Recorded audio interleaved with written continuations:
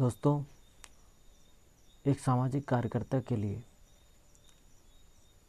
विभिन्न ऐसे क्षेत्र हैं जिनमें वह किसी एक क्षेत्र में विशेषज्ञता हासिल करके भी वह आजीवन सामाजिक कार्य कर सकता है, जो उसे व्यावसायिक और सामाजिक प्रतिष्ठा प्रदान करते रहेंगे।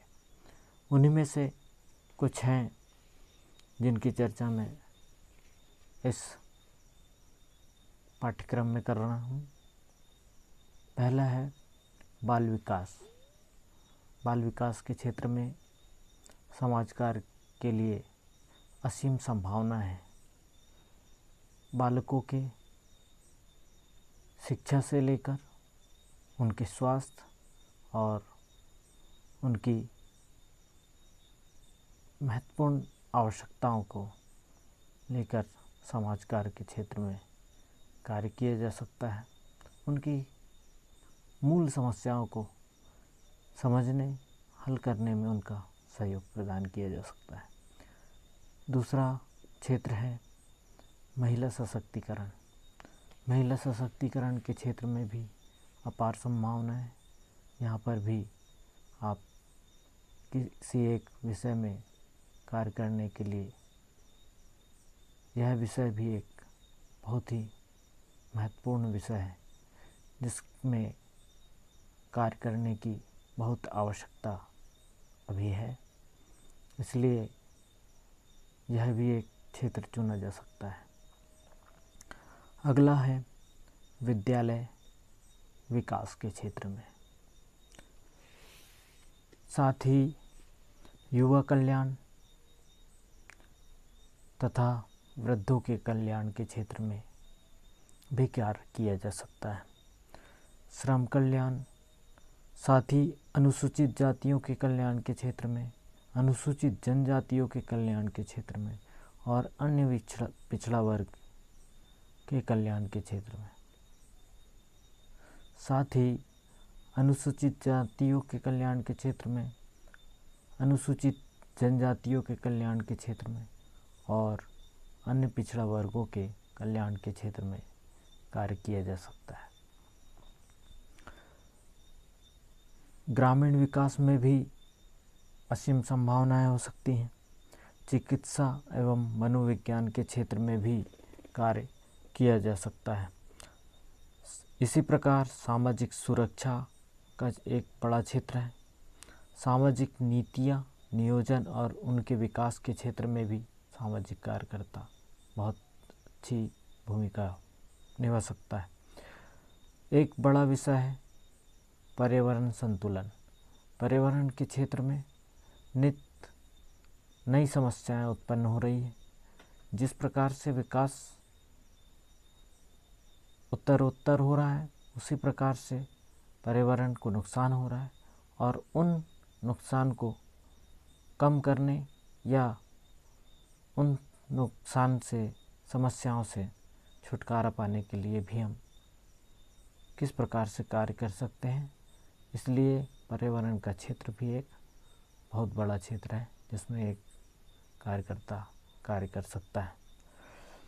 मानव अधिकारों के संरक्षण और सामाजिक न्याय को प्रोत्साहन देने के क्षेत्र में भी सामाजिक कार्यकर्ता अपना दायित्व निभा सकता है।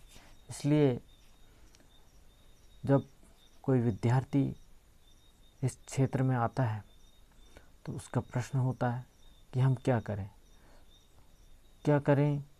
इस प्रश्न के लिए आप स्वयं उन प्रश्नों का हल आप स्वयं खोज सकते हैं कि हमें किस क्षेत्र में जाना है, हमें कौन सा क्षेत्र ऐसा अच्छा लगता है जिसमें हमें कार्य करने की आवश्यकता है, या आपके क्षेत्र में कौन सी बड़ी समस्या है जिसको आप हल करना चाहते हैं। आप उन समस्याओं को लेकर भी समाज कार्य के क्षेत्र में आगे बढ़ सकते हैं और मान सम्मान, प्रतिष्ठा प्राप्त कर सकते हैं।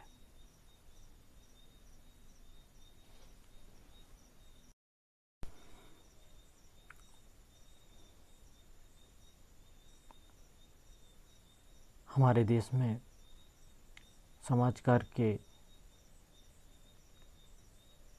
व्यावसायिक पाठ्यक्रम की स्थापना सबसे पहले 1936 में sir Dorabji Tata institute of social sciences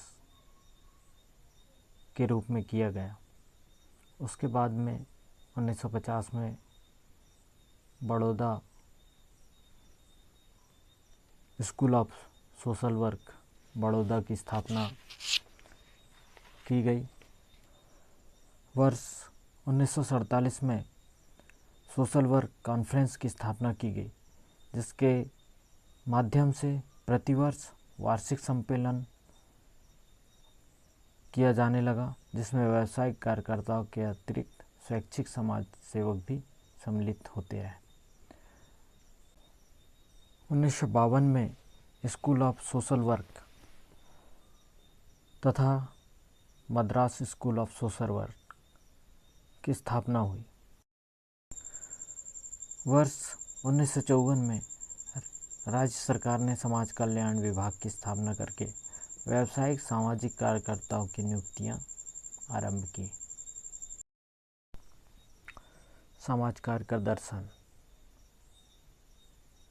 समाज कार्य मूल रूप से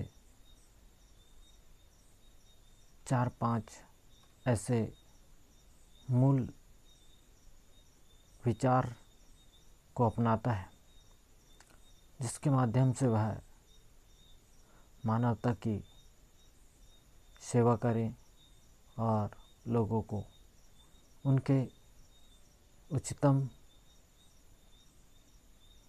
जीवन स्तर पर पहुंचाने की कोशिश करता है। पहला समाज कार्य दर्शन है मानवता। प्रारंभिक दौर से ही यह माना जाता है कि मनुष्य और सभी जीव जंतु एक ही ईश्वर की संतान है। एक ही ईश्वर की संतान होने के साथ ही उनके सभी के अंदर में एक आत्मा है, जिसे कभी सुख और कभी दुख का अनुभव होता है। और इस ही आधार पर यह माना जाने लगा है कि हमें किसी व्यक्ति को दुखी नहीं करना चाहिए। यदि वह किसी प्रकार से दुखी है तो उसकी हमें सहायता करनी चाहिए कि वह भी सभी के साथ में सुख का अनुभव कर सके।